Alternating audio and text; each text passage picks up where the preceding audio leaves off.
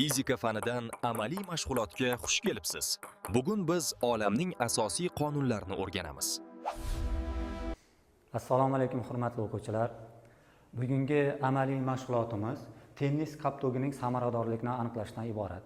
Ya'ni bundan maqsad biz biror bir jismga energiya berganimizda uni qancha qismi foydali bo'ladi, qancha qismi esa isrof bo'lib ketishligini aniqlashdan iborat. Demak, buning uchun bizga kerakli bo'lgan jihozlar.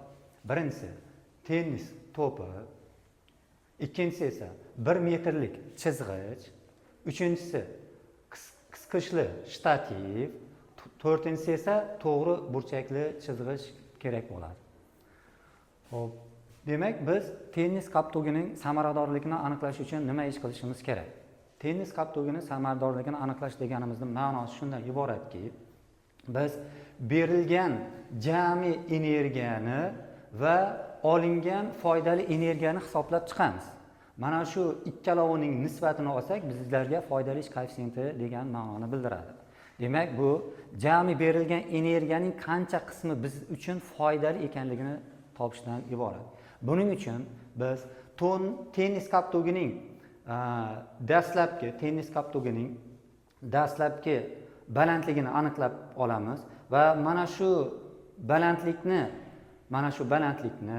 biz agarda tennis kaptogini og'irlik kuchiga ko'paytirsak, tennis kaptogining gravitatsion potensial energiyasini aniqlab olgan bo'lamiz. Keyin tennis kaptogini tashlaganimizda tennis kaptogi yerga urilib qaytadi va ma'lumki u oldingi balandlikka chiqmaydi va ma'lum bir pastroq bir balandlikka tushadi. Va mana shu balandlikni aniqlab olamiz va dastlabki berilgan potensial energiya bo'ladi. Bu esa keyingi olgan potensial energiyamiz bo'ladi. Mana shu ikkalovining nisbati bizga foydali ish koeffitsiyentini beradi. Demak, bunda mana bu haddan ko'rinib turibdiki, emji og'irlik kuchilar qisqarib ketsa, bizda H1 va H2 ni nisbati qoladi. Demak, biz bu amaliy mashg'ulotimizda birinchidan tennis kaptogini qanchalik balandlikdan tashlaganimizni hisoblab olamiz. Ikkinchisi esa biz tennis kaptogining yerga urilib qaytgandan keyin qancha balandlikka chiqqanligini aniqlab olar ekanmiz. Demak, mana shu tennis kaptogining samaradorligi deganimizda aynan shu foydali ish koeffitsiyentini aniqlashdan iborat. Ya'ni qancha energiya berganimizda tennis kaptogidan keyin qancha energiya biz olganimizni hisoblab topishimiz kerak ekan. Demak, samaradorlikni hisoblab topishimiz uchun biz birinchidan tushish balandligini hisoblar ekanmiz, ikkinchisi esa sapchish balandligini hisoblab chiqamiz. Demak, biz tennis kaptogini samaradorligini aniqlashda energiya almashish jarayonlarini tushunib olsak, demak bu yerda tennis kaptogini samaradorligini aniqlash degan tushunchani yaxshiroq tushunib olishimiz mumkin. Buning uchun tennis kaptogida biz biror bir balandlikdan tashlaganimizda, ya'ni unga gravitatsion potensial energiya berganimizda, bu energiyamiz qayoqqa sarf bo'ladi pastga tushgan sayin. Shu narsani mana bu yerdan tushunib olamiz. Demak, tennis kaptogi turibdi biror bir balandlikda. Uni biza demak gravitatsion potensial energiya berdik. Bu deganimiz u to'la energiya deganimiz. Mana shu gravitatsion potensial. Endi tennis kaptogini tashlab yuborganimizda bu energiya, ya'ni gravitatsion potensial energiya qanday energiyaga aylanadi? Hop, ko'rishimiz mumkin. Demak, tennis kaptogi pastga tushib boryapti. Gravitatsion potensial energiyamiz esa kamayib, bu potensial energiya ham kinetik energiyaga, to'pning kinetik energiyasiga, ham issiqlik energiyasiga almashinib boryapti. Bu tennis kaptogi yerga urilayotgan mahalini hozir ko'ramiz. Demak, yerga urilish jarayonida qanday energiya almashinish jarayonlari bo'ladi?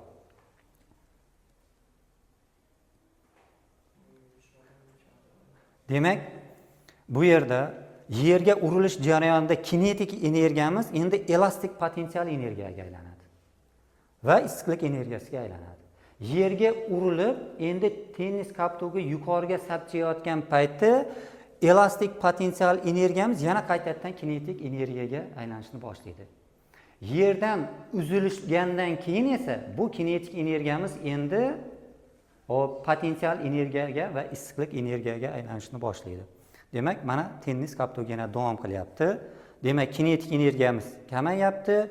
Bu yerda potensial energiya paydo bo'lyapti va issiqlik energiyasi paydo bo'lyapti. Demak, tennis kaptogi shu holatda eng yuqori balandlikka demak chiqishligi mumkin ekan.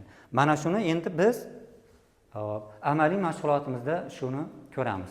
Demak, biz bu uchun demak 4 ta jihoz kerak bo'ldi. Bu leninkani 1 metrlik chizg'ichni biz 1 metrlik chizg'ichni qisqichli shtativga mahkamlaymiz.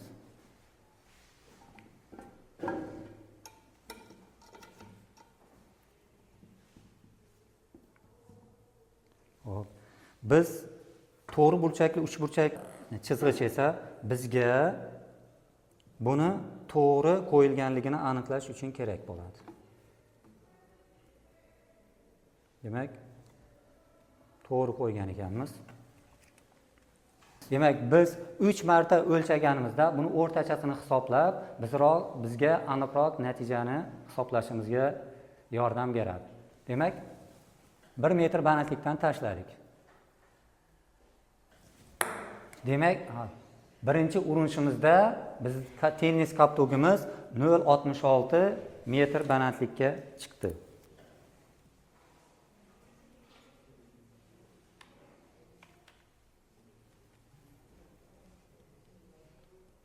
Hop, ikkinchi marta tajribani takrorlaymiz.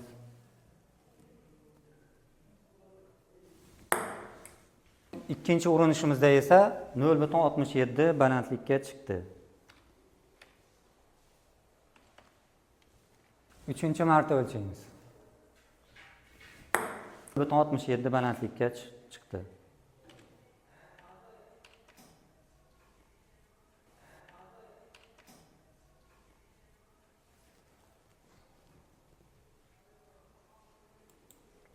Demak, hozir biz 3 marta o'lchashni bajardik va bunda o'rtacha qiymatimiz 0.1667 bo'ldi. Samaradorlik esa mana shuni o'rtacha qiymatini birinchi balandlikka bo'ladigan bo'lsak, yana samaradorligimiz 0.667. Bu deganimiz 66.7% energiyamiz bizda qoldi. Qolgan energiyamiz esa isrof bo'lib, issiqlik energiyasiga almashinib ketdi. Mana shu tajribani endi biz 0.9 metr balandlikdan ham bajaramiz.